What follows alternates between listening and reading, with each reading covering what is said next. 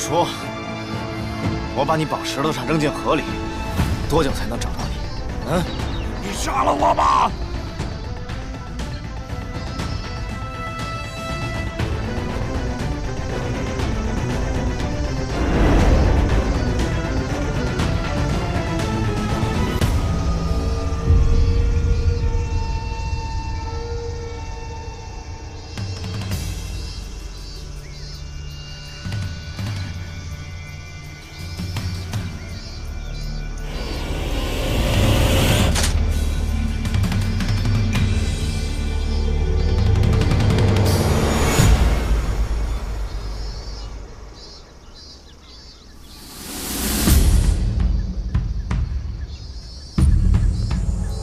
老聂，行动成功，我马上带他去跟你会合。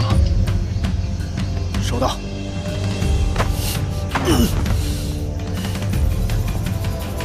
走，老宋。老聂，这是谁啊？我已经把照片给牧羊传过去了，他是阿明卫队的队长，叫德鲁。阿明。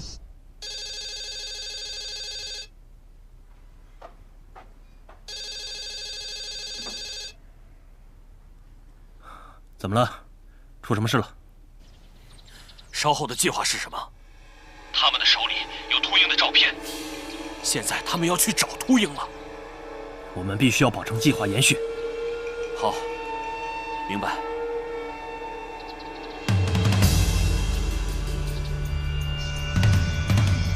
这条鱼可不小。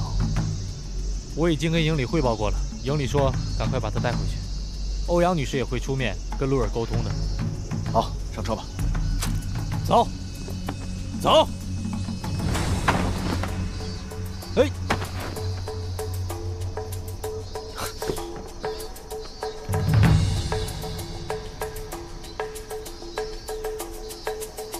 氰化钾，快，报告营长。是。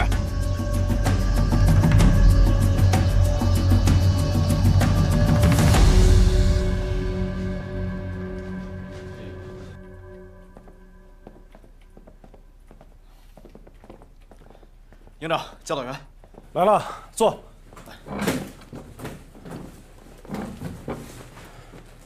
我先大概说一下基本情况。巴沙已经被移交联赛团警察部了。德鲁的情况，我也向欧阳丹尼做了汇报。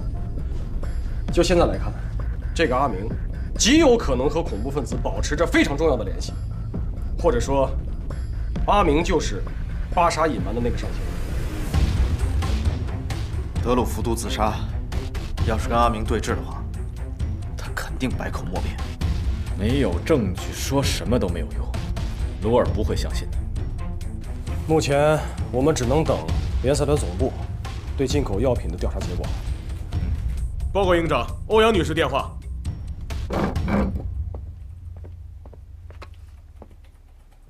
欧阳女士。 什么时候的事儿？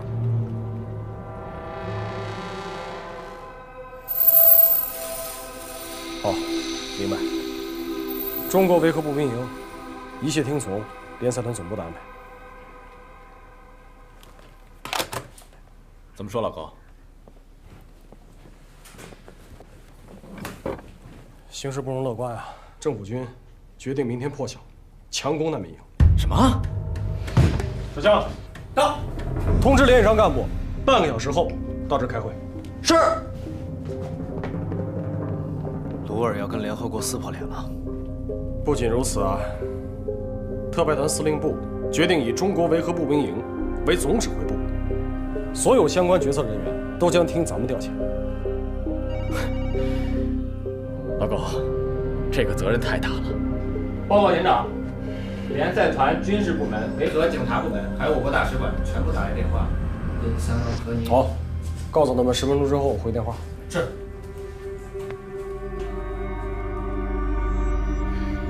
现在最直接的问题是保护好难民。昨天下午，鲁尔下达第175号命令，宣布单城全面戒备，封锁道路，并且有目击者称。他们看到很多坦克出入，并且有大量的政府军进入丹城。而且今天0时，丹城开始实施空中管制，除政府军飞机以外，所有飞机禁止飞行。为了广大民众的安全，请不要肆意外出。下面请看现场传来的报道。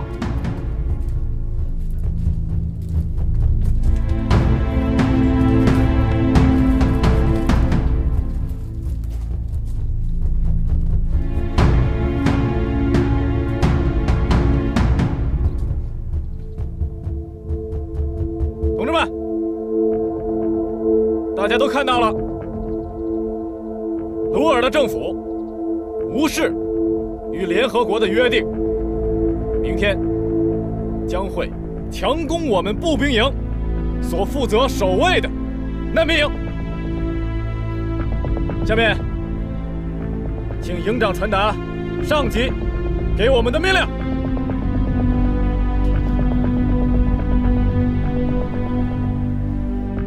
同志们，现在联合国正在通过外交，希望解决此次争端。同时，特派团司令部命令我中国维和步兵营坚守阵地，保护所属难民。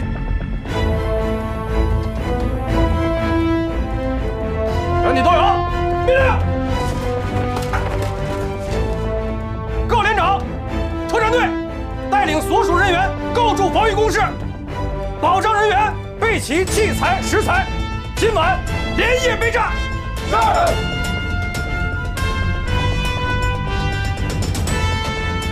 同志们，饭后给家里写封信吧。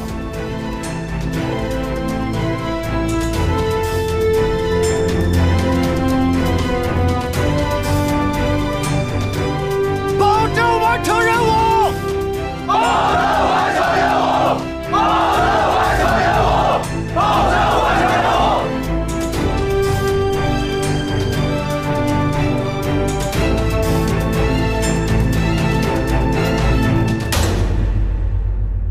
终究还是来了。班达无辜的被伤害，罗尔因此而准备动手，是不留任何余地的动手。我知道，班达的事让他愤怒。 但这只是一部分的原因，更重要的是他作为一个政治家的嗅觉，他知道这次的事是他血洗难民营、永久性的铲除马努特最好的机会。这里成了孤岛，我们是最后的防线，在我们的身后是将近2万人的2座难民营，这其中可能会有鲁尔所谓的叛军势力浑水摸鱼冒充难民，但绝大多数人 都要因此而成为陪葬，也包括我们这是唯一守卫力量。营长知道，如果我们坚守到底，面对的很有可能就是政府军的坦克、装甲、上万人的步兵。我相信这次鲁尔说到做到，他会跨过我们的身体，直奔那些手无寸铁的平民，他自己的百姓。 可是就在刚刚，营长和教导员做了决定，我们寸步不离，寸土不让。可我是真的害怕了。无论我们的意志多么强大，我们的准备多么充分，可这种害怕是源于我们不能攻击，只能自保。这是我们从未想象过的情景。我已经看到了政府军坦克巨大的炮口，黑洞一般，让人胆寒。 可我们依然不会动摇。营长的一句话是所有人准备赴死的决心。他说：“我们就眼睁睁地看着身后那2万人成为鲁尔的炮灰吗？”不需要回答，也不需要隐瞒。中国人民解放军在保家卫国的同时，也会尽可能地保护所有手无寸铁的无辜的人民。唯有如此，我们才配得上叫做和平之时。如果我们的鲜血能让鲁尔停下屠杀的脚步， 我想，我们每个人都已经准备好了随时殉道。可是，只有这样，才是迈向和平的道路。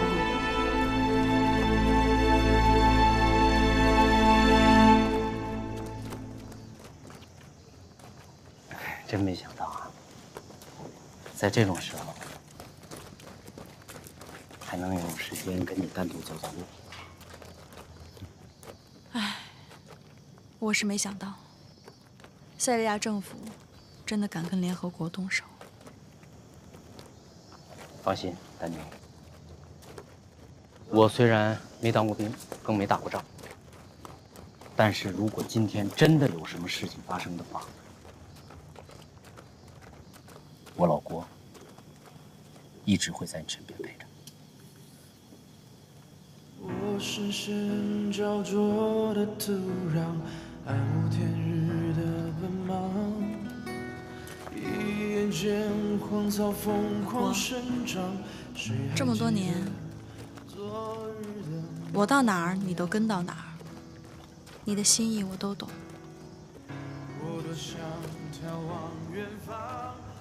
谢谢。其实啊，都是我的错。自从离婚那天起，就是我的错。一个男人能让你自己的妻子提出来跟他离婚，这就注定是他的错。所以，我要用我的一生去弥补这个错。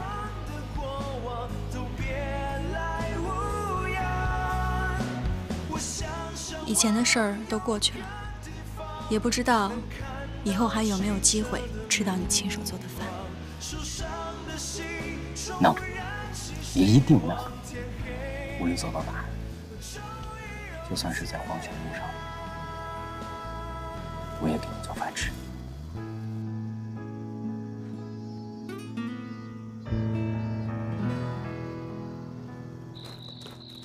高营长。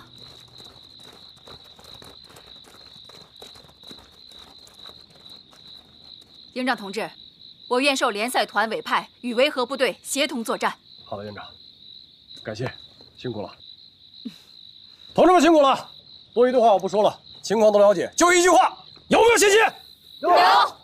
中国医疗队是中国军人，所以我们必须和你们在同一条战线上战斗。好的，院长。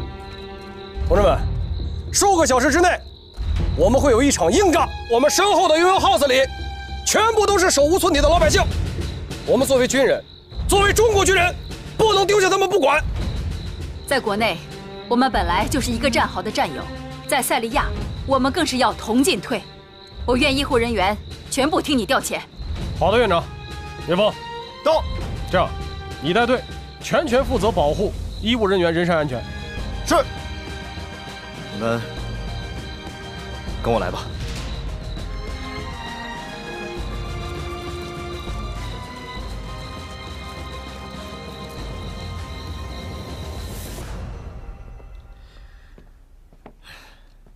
会开枪吗？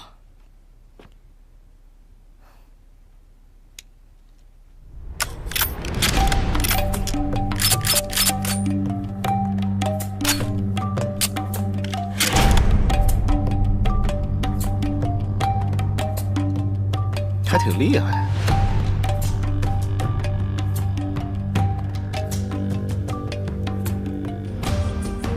留着防身吧。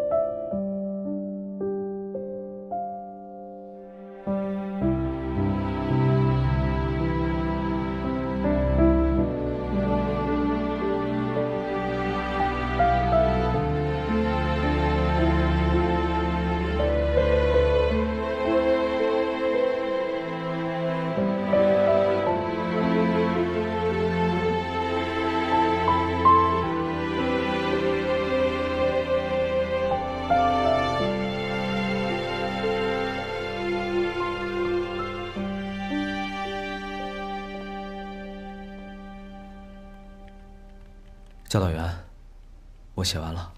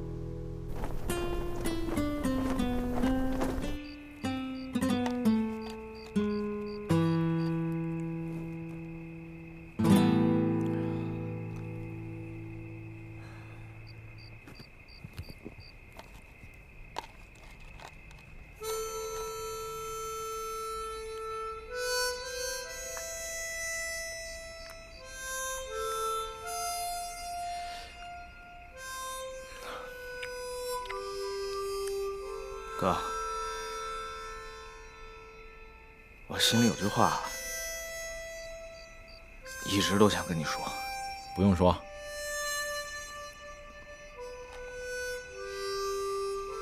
也不要说。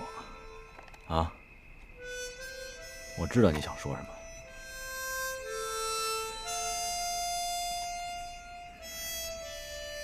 得说，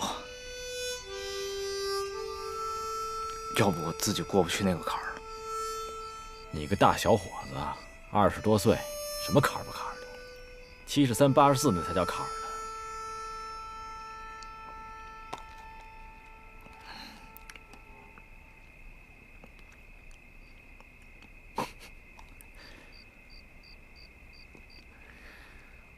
我还记得呀，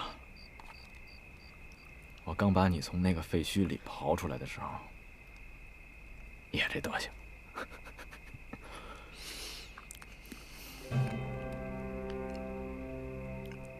迷迷糊糊，还让我去救你爸你妈。你是个孝顺孩子。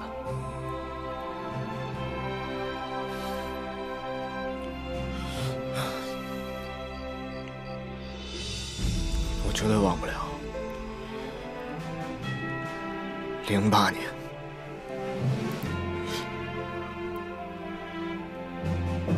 ，5月14号那天，也就是地震2天以后，是我让你失去了所有的亲人，是你让我成为了一名军人。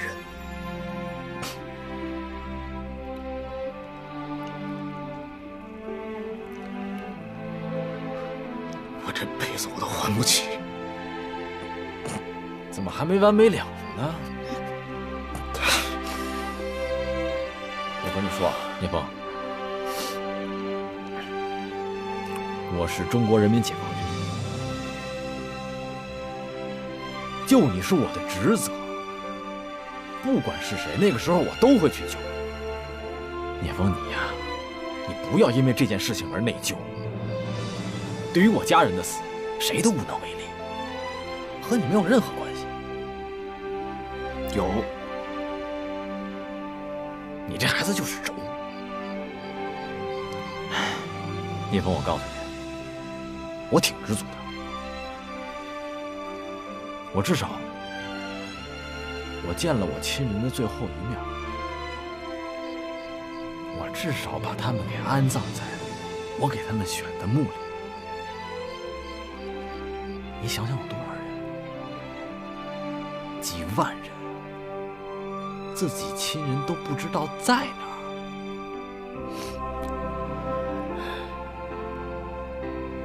我知足，知足。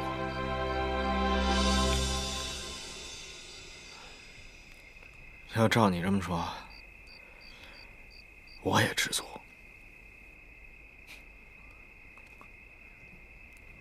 我也知道我爸妈在哪儿，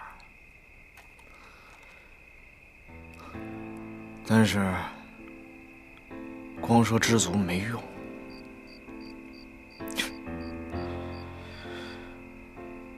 你是个孤家寡人，我是个孤儿，这是不争的事实。所以说，哎，我问你，谁是孤家寡人？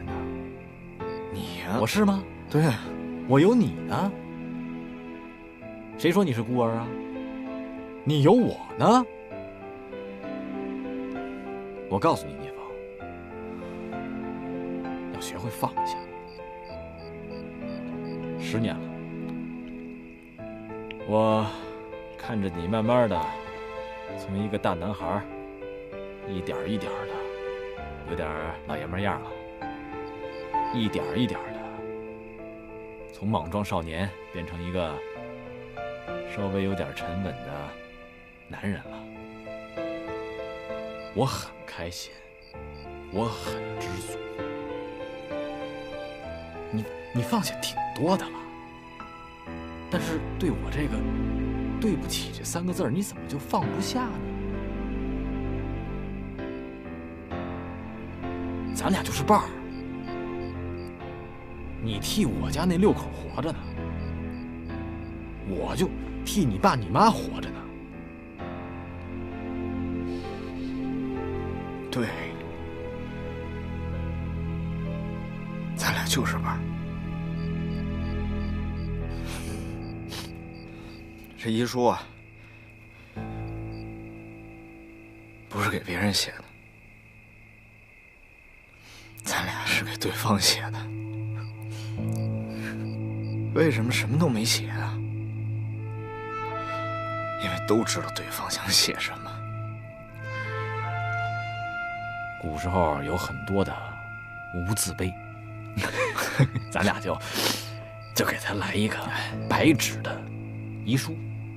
对，但是话说回来啊，哥，你呢给了我这条命，我来到塞利亚，来到这个地界上，我就是要用你给我的命保护更多人的命。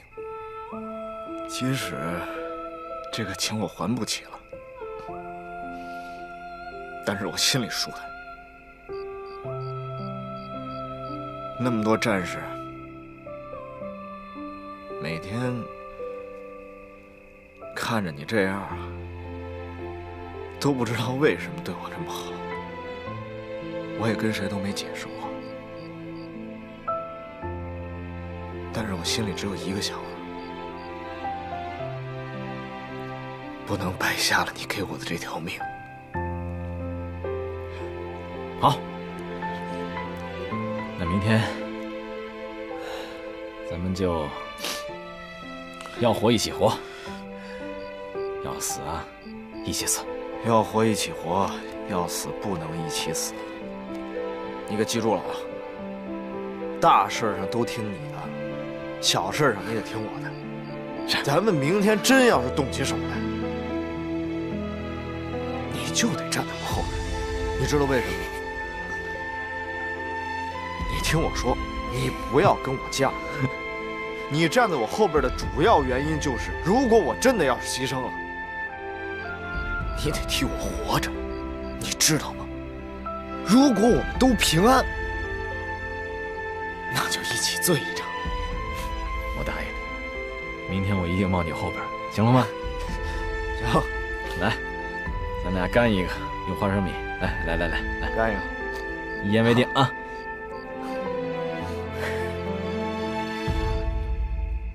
各单位负责人都到齐了吧？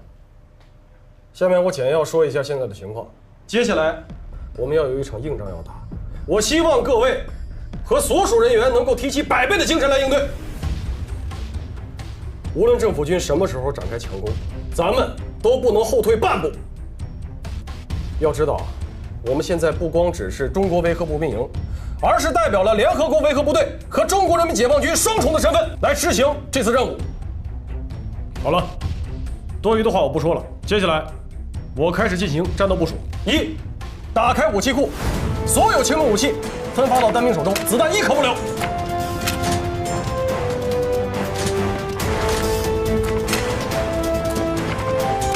2，所有人员按照作战计划进行详细的部署，东西两面由1连负责，南北两面由2连负责，是否明白？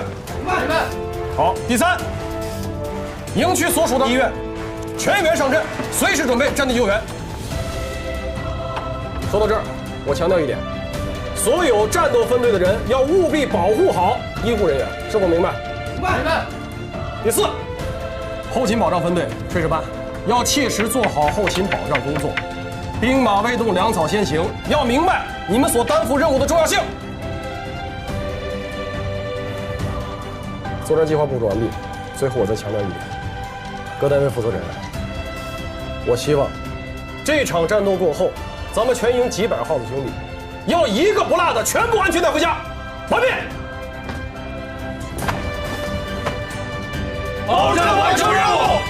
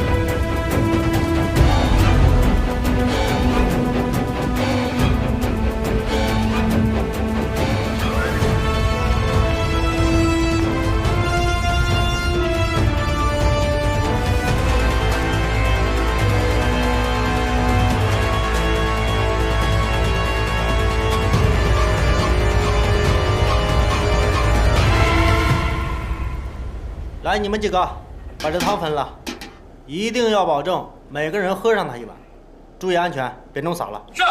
去吧。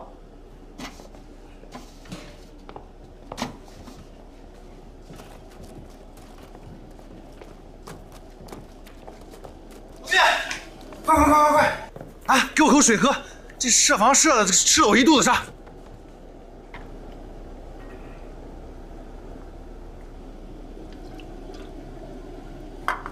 快！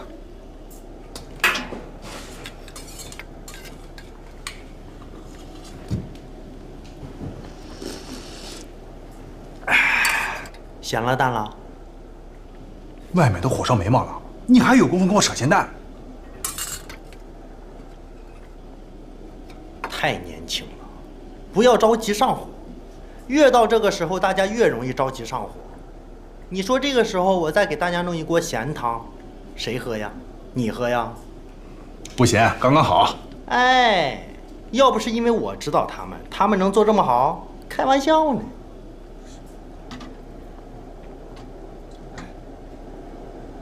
我知道了，你是不是就用这锅汤把嫂子给勾过来了？哎，别提了，闹掰了。可能以后见面呢，我都得叫声嫂子。掰了呀。哎，没事，关键啊，曾经拥有。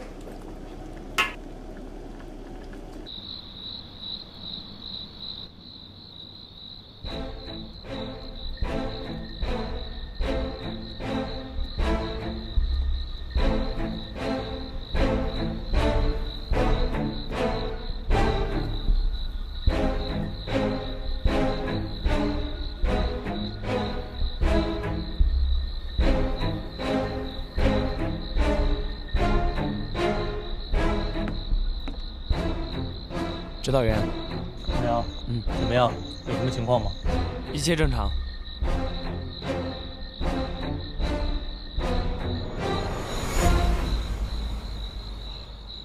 哎，小杨，有件事我一直忘了问你了，你手上的冻疮是怎么回事啊？这个是我之前在大兴安岭站岗的时候冻的。我前2天还和聂队长说来着。我说在东北的时候觉得已经挺难熬了，没想到来了塞利亚以后才发现，东北不算什么。要多注意啊。是。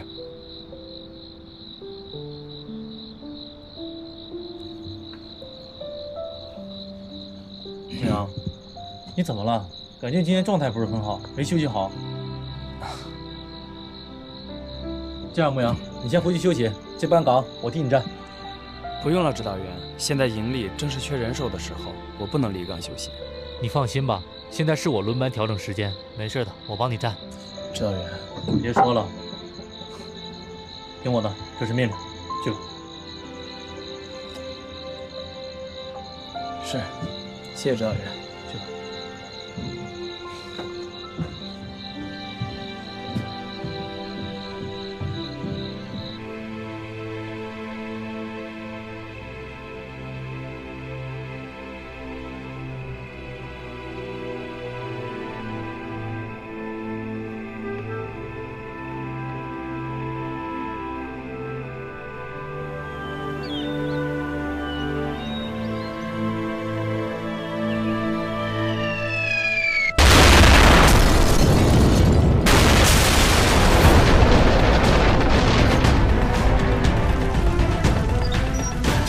小兵，警戒！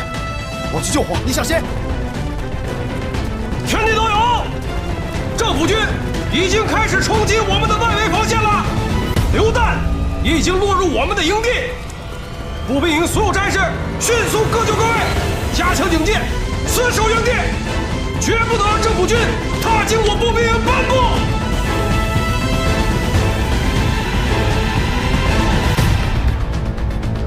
就在刚刚，政府军和反政府武装在联合国之家不远处外激烈战斗，炮弹在营地周围炸开，有些炮弹误入了中国维和步兵营营区内，目前还未得知是否有人员伤亡。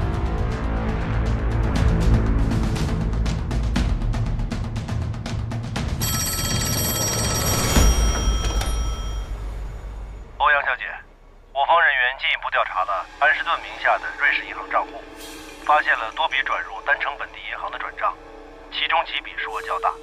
经过调取此前的监控录像，我们发现取款人正是塞利亚恐怖分子巴沙。也就是说，安士顿的确是巴沙的上线。现在就将所有的证据传给鲁尔总统，并请对方在收到证据以后立刻回电给我。明白了。哦，还有，等一下，请继续调查，直到明确安士顿的真实身份。好的。好。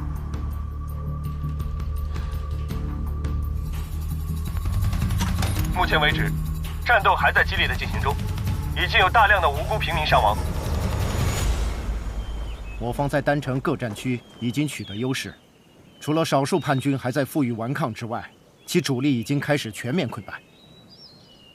这群叛军就是一群乌合之众，根本不能对我们形成威胁，不足为惧。好的，明白，你们去吧。好的。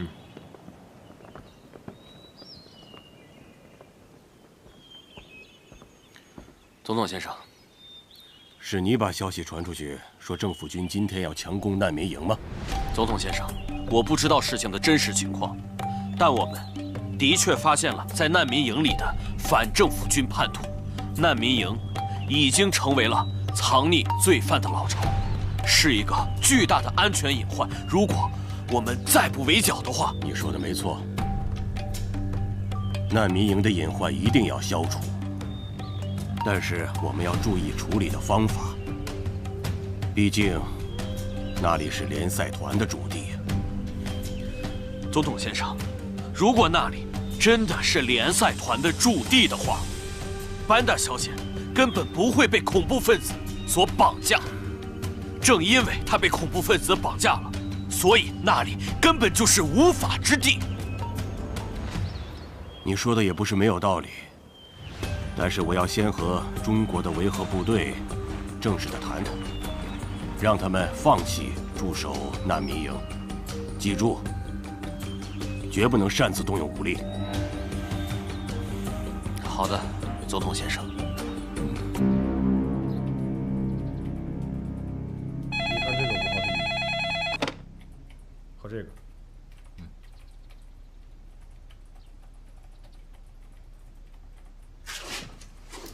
报告营长，总统府打来电话，约你半个小时之后和总统鲁尔进行电话会议。好，我准时参加。是。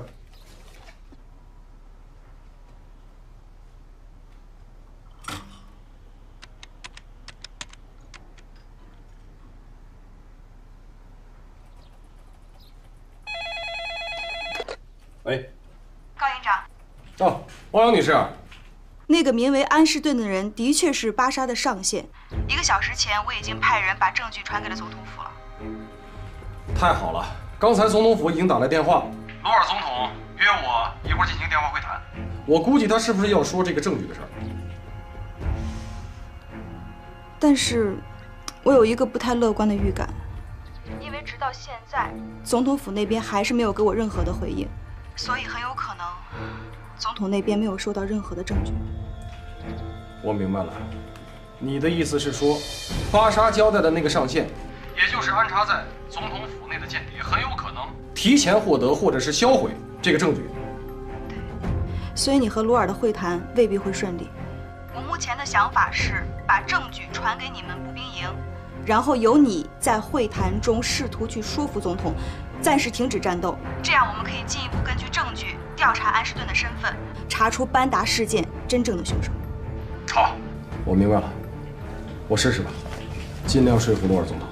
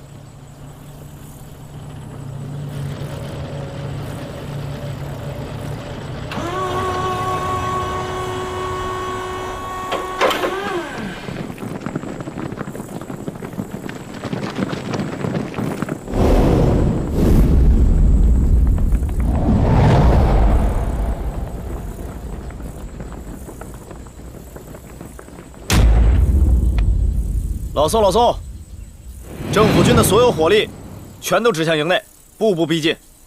我觉得他在试探我们的底线。老聂，以政府军的火力，想要攻破我们的防守，简直易如反掌。他们根本不需要试探。他们现在之所以没有向我们开火，他们顾忌的只是联合国和中国军队的威望。连任何警示射击都没有，他们会觉得我们示弱。我现在就联系营部。老聂，听我的，你稍安勿躁，等营长和鲁尔谈完话之后，会给我们下明确的命令的。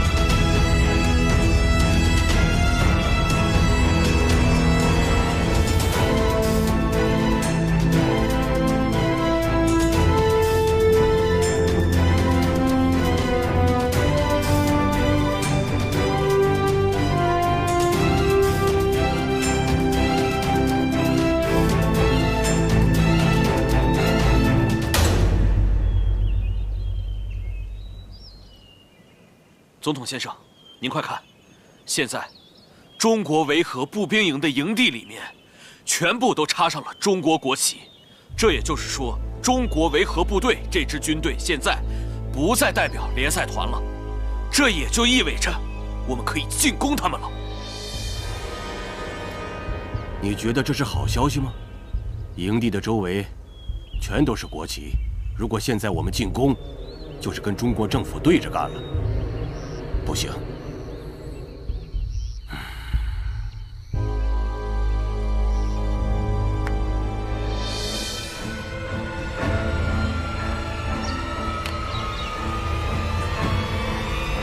别动！别动！别动！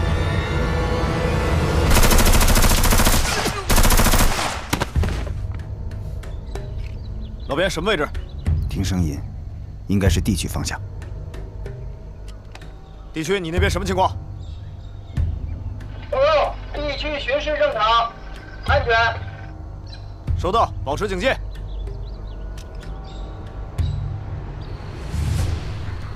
你好，高营长。总统先生，我打给你只有一个目的，就是明确告诉你们，你们不要挡在政府和国家叛徒之间，这样做毫无意义。所以，我郑重地奉劝你们，不要成为无谓的牺牲品。总统先生，恕我直言，您所说的那些国家叛徒都是手无寸铁的妇女和儿童。况且，我们守卫难民营是中国维和步兵营驻守塞利亚的职责，更是对联合国的承诺。我们不能因为您的一句话就放弃。班达走进难民营时，他不也是踏上了你们中国维和部队的领地吗？你们保护好他了吗？你还好意思跟我谈承诺？总统先生，我正要向您说班达绑架的事情。联赛团刚刚发来消息，已经查到了巴沙上线的一些线索，而且这些线索已经以文件的形式发到您的总统府，不知道您是否收到？巴沙的上线是谁？总统先生，水落石出只是时间问题。中国军队和联合国的态度是，希望您在查到罪魁祸首之前先行撤军。哼，你是想搪塞我，让我放过伤害班达的那些人吗？总统先生，在没有确凿的证据之前，马努特他仍旧是无辜的。恕我直言，如果您一定要强攻难民营，那么中国军队将和难民营共存亡。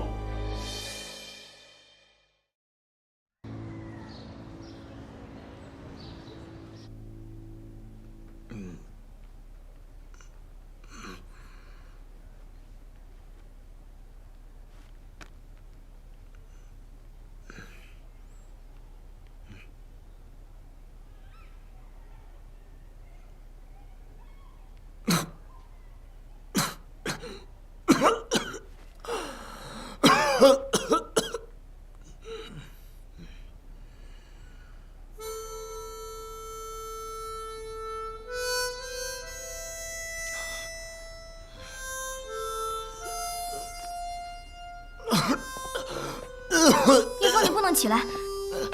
哎，你快躺下，你有轻微脑震荡。没事，我可以。我给你喝点水吧。来。哎，我自己来，我可以。哎呦，堂堂聂大队长还害羞呢。军人嘛，要自强自立。要不是童医生特意嘱咐我，我才懒得管你呢。你呀，好好谢谢童医生吧。童医生？他在哪儿啊？哎，总统先生，您现在不能进去，手术刚刚结束。我女儿怎么样？打入右肺上叶的子弹已经成功取出来了。就是马努特那个混蛋，是他把我女儿害成这样的。你们几个现在马上用专车把班达送回总统府去。是，总统先生。哎，聂队，你现在还不能起来呢。聂队，总统先生，可是班达还没有完全脱离危险。如果送回总统府，没有专业的医疗设备，很难长期维持班达的生命。什么？你在指责我不管班达的死活吗？如果您强行带走班达，就是在拿班达的生命开玩笑。总统让你做什么，你就做什么。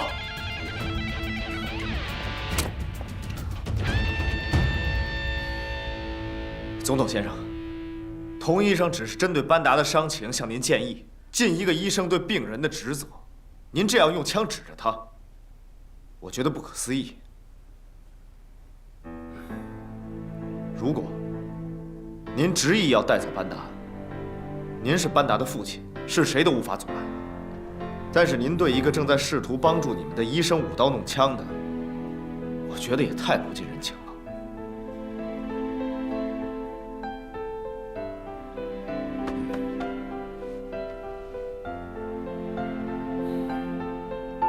是你救了班达，是我。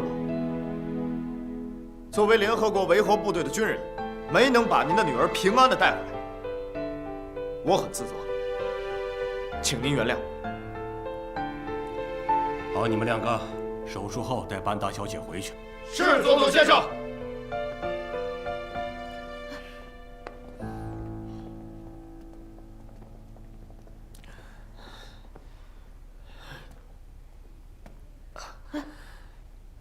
你没事吧？没事儿。你怎么样？没事儿。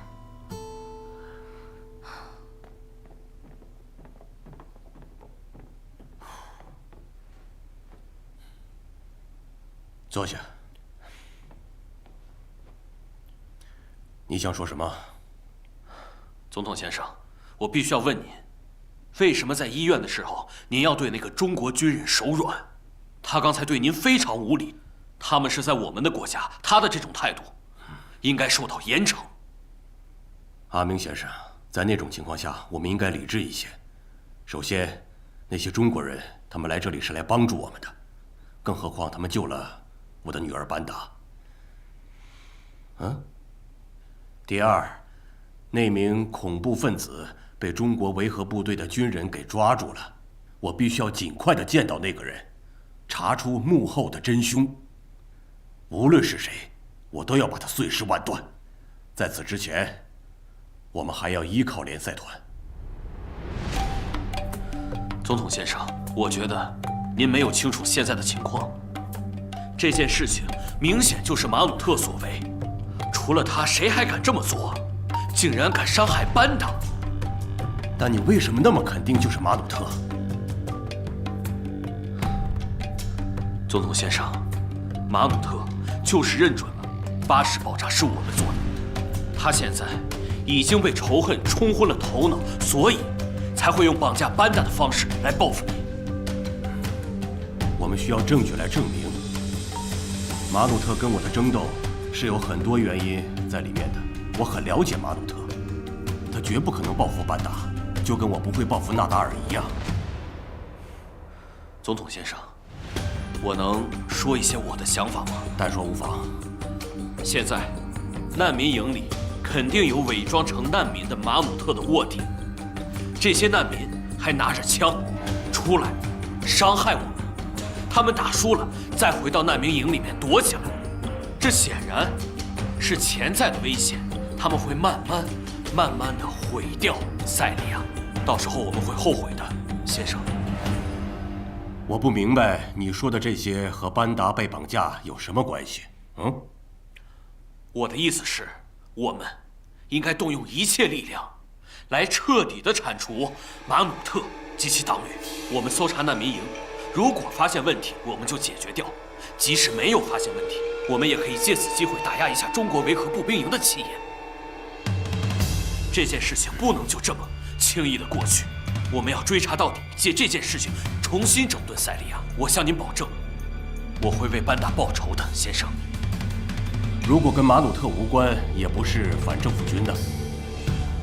如果马努特不是凶手，那我们就更要查出背后的黑手是谁。如果这只黑手确实真的存在，那他们对总统阁下就是更大的威胁。好，那就尽快去办。我想让你去跟丹城的守卫打好招呼，把一切都准备就绪。今晚6点准备行动。将军，南部和西部数十个武装还有叛军部队，如果我们让所有部队都在城内集结，恐怕他们会有动作。不用管那么多，总统已经下定决心同叛军决一死战。城里打完了，城外的所有问题，甚至整个塞利亚的问题都不复存在了。我明白，您放心吧，我让南部部队把坦克也调过来。我想要我们的人包围难民营，今晚就把所有卧底在里面的反政府军以及那些恐怖分子一网打尽。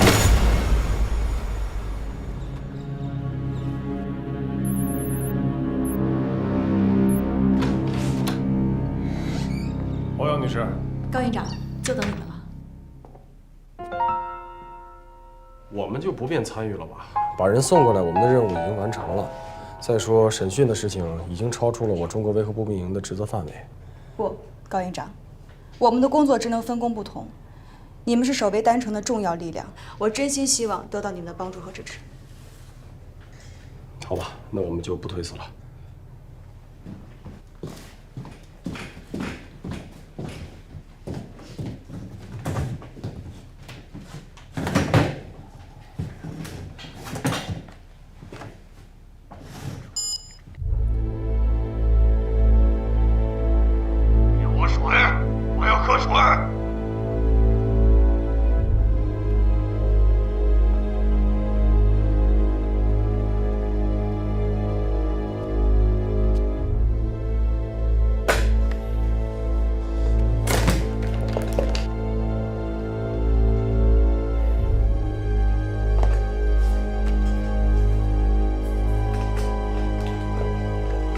可以开始了吧？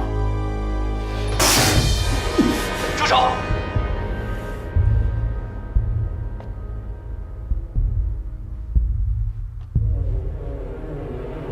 我有一些话要问你，请你如实回答。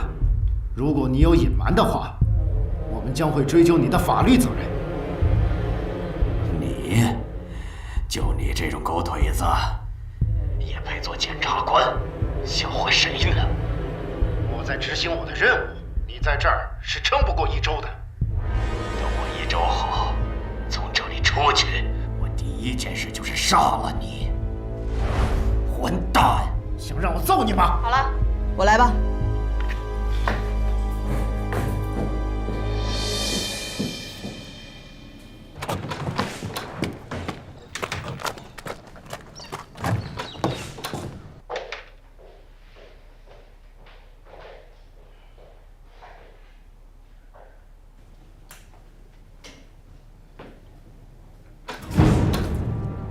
没人指控你，对吧？那我来指控你。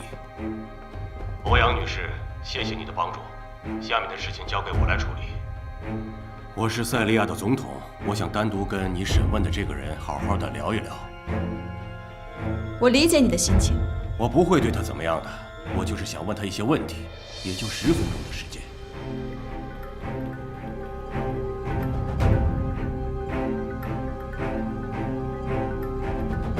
好，但是你要答应我，一定要保证他的人身安全。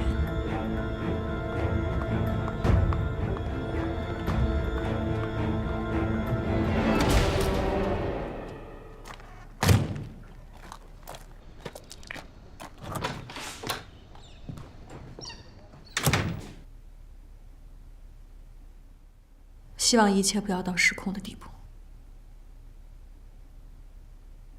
王女士，我觉得咱们现在真的要做好最坏的打算了。最坏的打算？现在这个事件已经完全突破鲁尔的底线了。我们现在最担心的，就是这个事情真的和马努特有关啊。可是马努特已经离开丹城了。没错，马努特是走了，可是他手下的那些反政府军，根据情报，现在联合国1号、2号难民营里，至少有16名反政府军的将领。他们现在虽说身在难民营，但是塞利亚的反政府军基本都由这些人指挥，这些鲁尔一清二楚。鲁尔现在之所以没有撕破脸，一个是他没有确凿的证据，第二，他也碍于联合国的面子。对，在我看来，鲁尔是塞利亚总统，他应该清楚失去联赛团的支持意味着什么。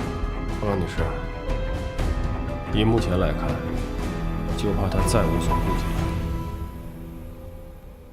你知道我是谁吧？我当然知道，你就是塞利亚的罪恶总统。你知道班达就是塞利亚的天使吗？我知道塞利亚需要的是什么。塞利亚只有推翻你所统治的政府，才能带来和平。你就不要拿死亡来威胁我。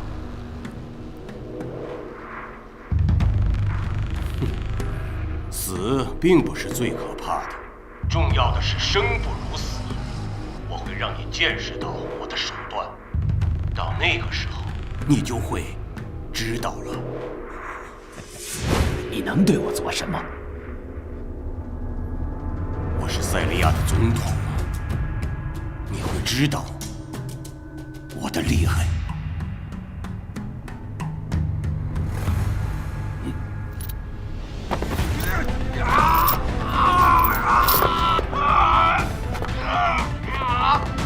再快说，快说呀！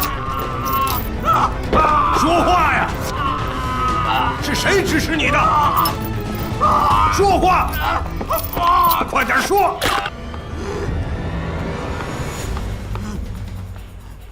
鲁尔总统，你要是再这样的话，我会采取一切必要措施。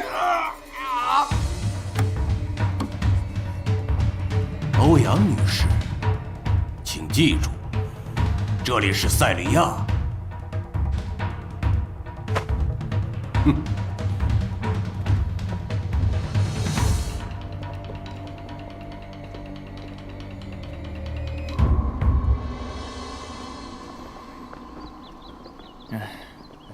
确实很危险。哦，来了。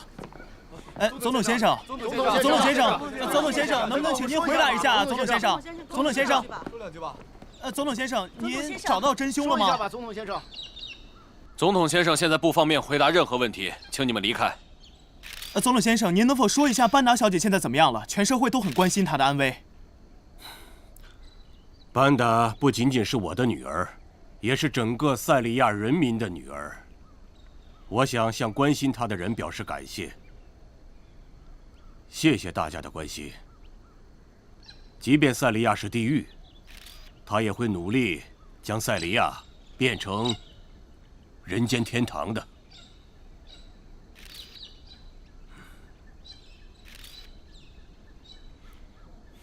总统先生，关于马努特那个混蛋，他绑架班达，折磨班达。班达帮助塞利亚人民团结在一起，和睦相处，但他失败了，因为他太善良了。这个天使低估了敌人的凶恶，但从今以后我不会失败。不会再相信任何人。我要奋起反击，打击罪恶。不管马努特躲在哪儿，我都会让他血债血偿。总统先生，能不能再问一下？说点好吗？总统先生，总统先生，除非我们能证明马努特跟班达的绑架事件没有关系，否则塞利亚将永无宁日。那咱们得早做准备啊！这塞利亚又不太平了。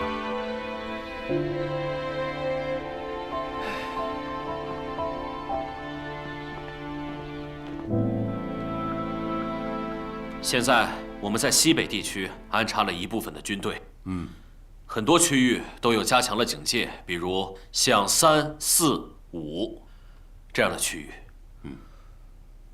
在这样的区域，如果反政府军进攻我们，他们将遭受失败，胜利一定是属于我们的。很好，很不错。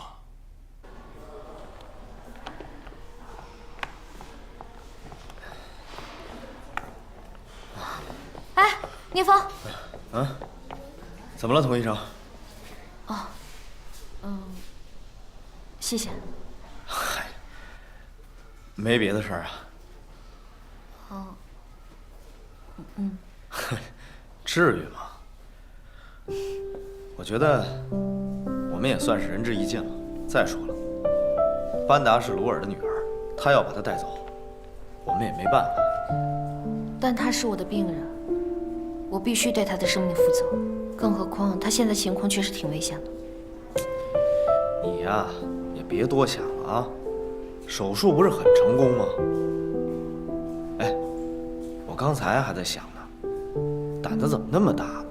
枪口对着你都不害怕呀？其实我当时挺害怕的，但是我不能表现出来啊，我不能给咱们中国军人丢脸啊。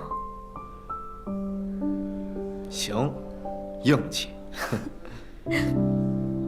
是，没人要求你说谁枪口指着你的时候就不能发抖，但是你是拿手术刀的，只要做手术的时候别发抖就行了。行了，你现在身体那么虚弱，快回去休息吧。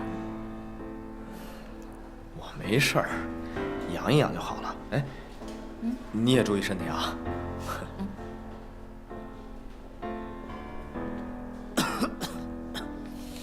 哎，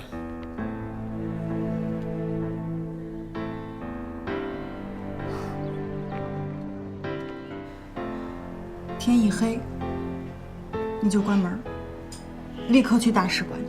我已经给你联系了大使馆的徐大使，让他帮忙安排。今明2天，你就先住在大使馆里。那你去哪儿？你就别管我去哪儿了，我让你过去住。你要不走的话，我也不走。你能别废话吗？政府军大兵压境，分分钟就能把丹城夷成平地，你在这逞什么好汉？我逞什么好汉？那，你要是不走，你在这不也一样危险吗？我跟你能一样吗？我是谁？我是联赛团的最高行政长官，我负责整个联赛团，负责整个塞利亚，我能走吗？有什么不一样？打起仗来了，炮弹和子弹根本就不长眼睛。那你反正是你去哪儿，我去哪儿，要不然我也不走。你爱去不去，爱死不死。你干嘛去？来了，不去了。你。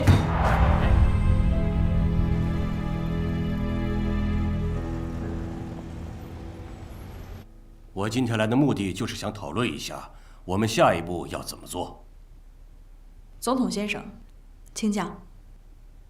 政府军已经在丹城的东南北3个方向完成了集结，我们要搜查1、2号。